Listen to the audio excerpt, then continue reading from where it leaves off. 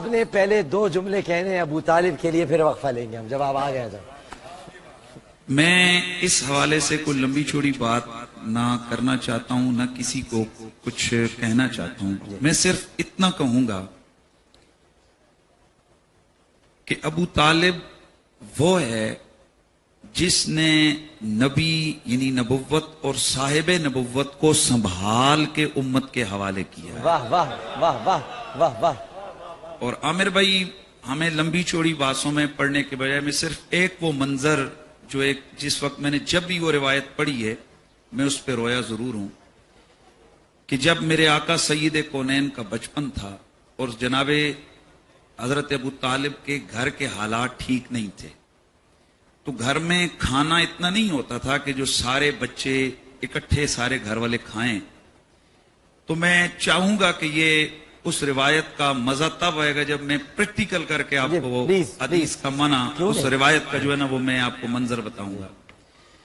سب سے پہلے کھانا جناب ابو طالب ہمارے آقا کے سامنے رکھتے جبکہ حضور بچپن میں تھے. اب آپ کے جو دوسرے چھوٹے بچے تھے، آپ کو پتا ہے کہ صبح صبح بھوک لگی ہو تو ہر بچہ چاہتا ہے کہ پہلے میں کھاؤں. تو سرکار کے سامنے جب پیالہ آتا، بچے ادھر ہوتے، ابو طالب ادھر ہوتے. یہ میں روایت کے سیم جو اس پہ امام صالح شامی نے روایت کیا، میں نے اس کو سیم یہ عرض کر رہا ہوں. حضور کے سامنے رکھ کر کہتے کہ میرے پیارے محمد کھاؤ.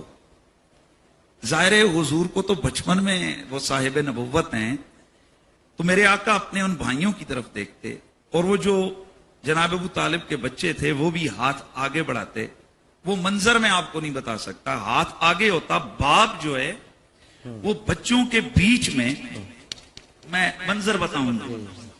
سرکار بیٹھے ہیں، بچے ادھر بیٹھے ہیں، ابو طالب ادھر بیٹھے ہیں، بیٹا کھاؤ. اب بچے ہاتھ آگے بڑھاتے تو یہ پیچھے کرتے، کھانے تو میرے لاڈ لگے. اور اگلا جو منظر ہے کہ بعض اوقات ایسا ہوتا کہ یوں بچوں کے آگے بیٹھتے اور سرکار سے عرض کرتے کہ آپ کھائیں.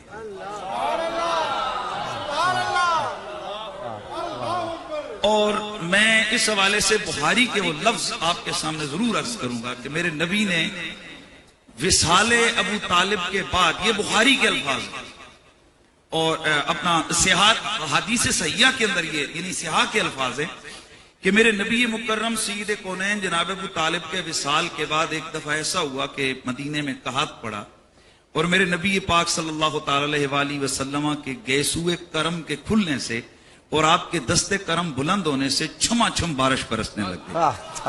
جب آپ کا یہ معجزہ حضور کے سارے صحابہ نے دیکھا، اس وقت میرے آقا نے ایک لفظ بولا، الفاظ بولے تھے. میرے آقا نے فرمایا تھا للہ در ابی طالب لو کان حیا لقرت عینہ.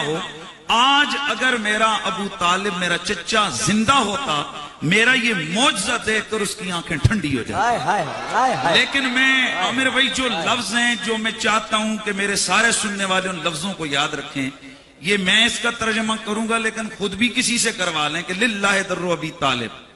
یہ تقریباً اہل سنت کی معتمد علیہ 25 سے زائد کتابوں کے اندر موجود ہے، جن میں سیرت کی کتابیں بھی ہیں اور حدیث کی کتابیں بھی ہیں، کہ حضور نے فرمایا اللہ بھلا کرے ابو طالب کا. اللہ اکبر. اللہ للہ در ابی طالب، اللہ بھلا کرے ابو طالب کا. آج اگر ابو طالب زندہ ہوتے، جیسے بچپن میں میرا وسیلہ دے کر انہوں نے دعا منگوائی تھی مجھ سے اور پانی برسا تھا، اور اس وقت انہوں نے کہا تھا وَأَبْيَضُ يُسْتَسْقَى الْغَمَامُ بِوَجْهِهِ سِمَالُ الْيَتَامَى عِصْمَةٌ لِلْأَرَامِلِ. اور میرے گورے چٹے چہرے والا میرا پیارا محمد جس کا وسیلہ دے کر پانی مانگا جاتا ہے. فرمایا آج اگر وہ زندہ ہوتے، میرا یہ معجزہ دیکھ کر ان کی آنکھیں ٹھنڈی ہو جاتی. عامر بھائی، آنکھیں معجزہ دیکھ کر مومنوں کی ٹھنڈی ہوتی ہیں. اور اس میں جو اگلی بات میں عرض کروں گا وہ یہ ہے کہ میرے نبی نے پھر فرمایا کون ہے جو آج مجھے ابو طالب کی وہ نعت سنائے گا. اللہ اکبر. اور میں یہاں کے اس پروگرام کی وساطت سے عرض کرنا چاہتا ہوں کہ محفل نعت ہم بہت کرتے ہیں، لیکن کبھی رسول کے پہلے ثنا خان کا ذکر تو کریں کہ میرے نبی کی پہلی نعت کہنے والا حضور کا چچا ابو طالب ہے. بے شک. اور میں اگلا جملہ آپ کو کمال کی بات بتانے لگا ہوں. جناب حضرت حسان بن ثابت میرے حضور کے وہ ثنا خان صحابی، کبھی حضور یہ بھی تو دیکھیے کہ جناب حسان نے نعت رسول لکھتے ہوئے کس کے کلام پر تضمین لکھی؟ تو جناب ابو طالب کی نعت پر پہلی تضمین لکھنے والا جناب حسان بن ثابت. واہ واہ واہ اور اس وقت پھر آپ نے میرے آقا نے فرمایا کون ہے جو آج میرے چچا کی وہ نعت سنائے گا؟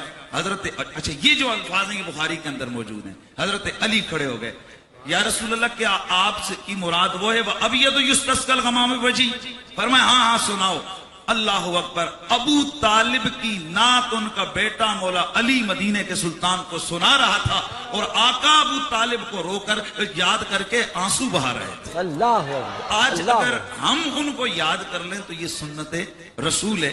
اور اس میں عامر بھائی کسی کو کوئی آج تک ڈاؤٹ یا شک نہیں ہے کہ عام الحزن منایا گیا. پورا سال میرے نبی نے غم کیا. ویسے 3 دن کا غم ہے روایات میں موجود ہے، پر میرے نبی نے 2 ہستیاں وہ ہیں کہ جن کا پورا سال غم کیا. غم کا سال کرا. تو میں یہ بھی کہنا چاہتا ہوں کہ بخاری مسلم ترمذی کی صحیح روایات موجود ہیں کہ کسی کافر کے مرنے پہ آپ افسوس نہیں کر سکتے ہیں یا اس کے ساتھ محبتوں کے اظہار نہیں کر سکتے ہیں.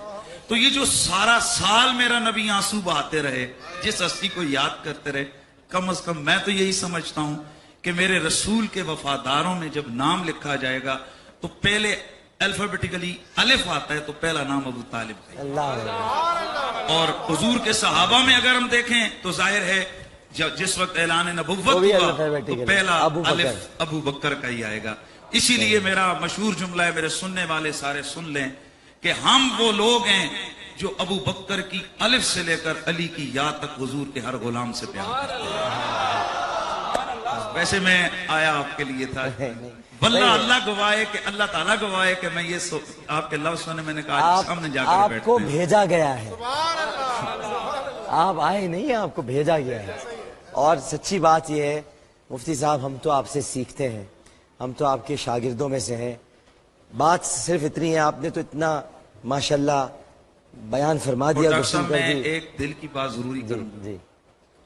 عامر لیاقت وہ شخص ہے کہ ہمارے دوست کہتے ہیں جس کے خلاف جتنی ہوائیں چلی ہیں، یہ جتنے پروپیگنڈے ہوئے ہیں، یہ کسی تناور درخت کے اوپر صرف ان کے بورڈ چسپاں کر دیے جاتے ہیں، وہ بھی خشک ہو جاتے ہیں. آخر وجہ کیا ہے کہ یہ ہرا بھرا اور پھر جناب دن بدن بڑھتا جا رہا ہے. تو مجھے مولا علی کا وہ جملہ یاد آ رہا ہے کہ جس نے ہم سے پیار کیا ہم نے اس کے پیار کو قبول کیا. اللہ. وہ یقین کر لے کہ دنیا اور آخرت میں اس کی عزتوں کی نگہبانی ہم. اللہ اللہ اللہ اللہ اللہ. اللہ تعالیٰ آپ کی یہ محبتیں سلامت. اب مفتی صاحب نے اتنی باتیں ماشاءاللہ اتنی علمی اور علمی انداز میں نہیں بلکہ روایات اور مثالوں کے ساتھ اور حقائق بیان کر دی ہیں.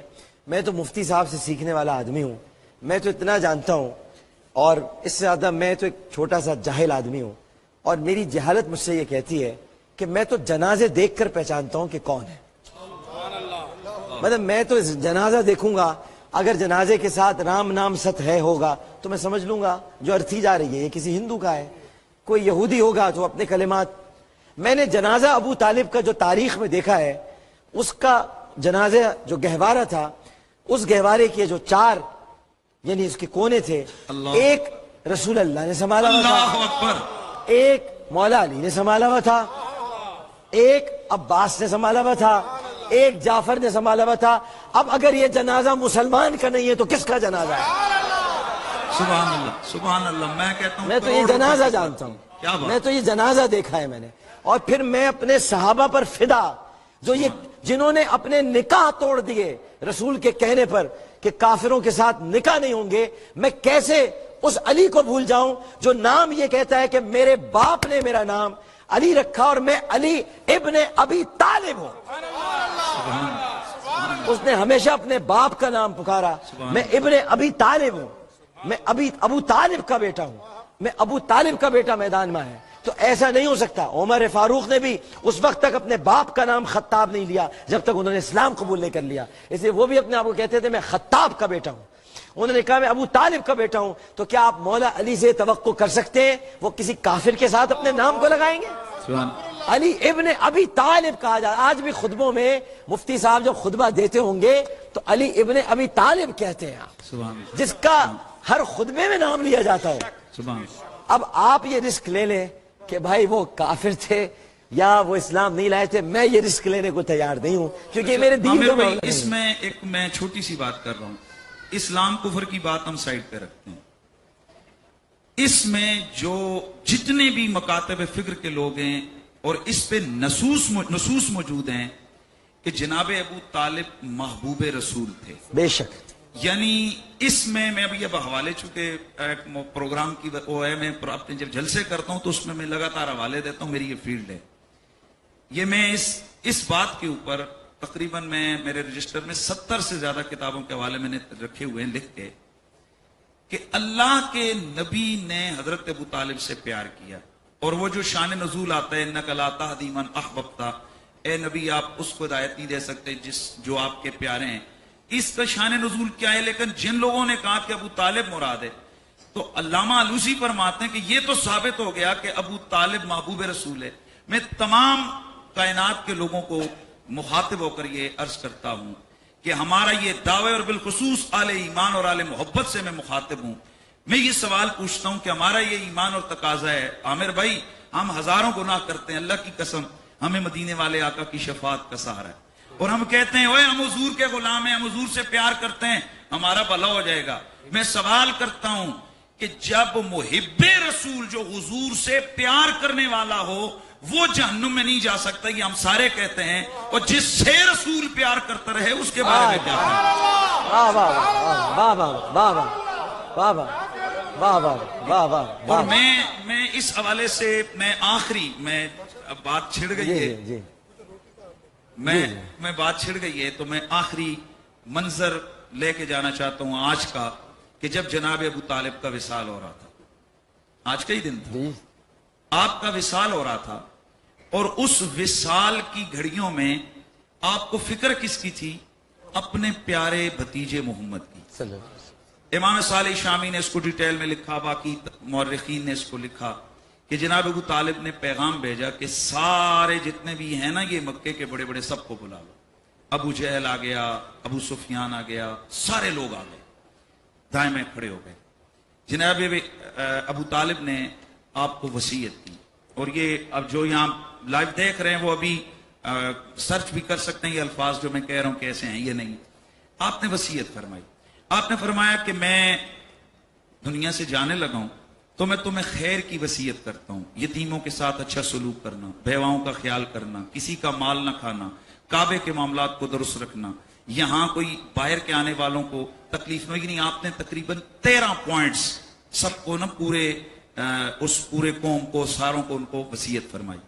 اور اب جو جملہ اوصیکم بمحمد خیرا، میری آخری وصیت یہ ہے کہ میرے پیارے محمد کے ساتھ کبھی برا نہ کرنا، بہتر کرنا۔ اللہ اگلے جو جملے اللہ، یہ جو کچھ میں نے تمہیں یہ اچھائیوں کی ترغیب دی ہے، یہ بدرجہ اتم یہ ساری خوبیاں میرے محمد میں پائی جاتی ہیں۔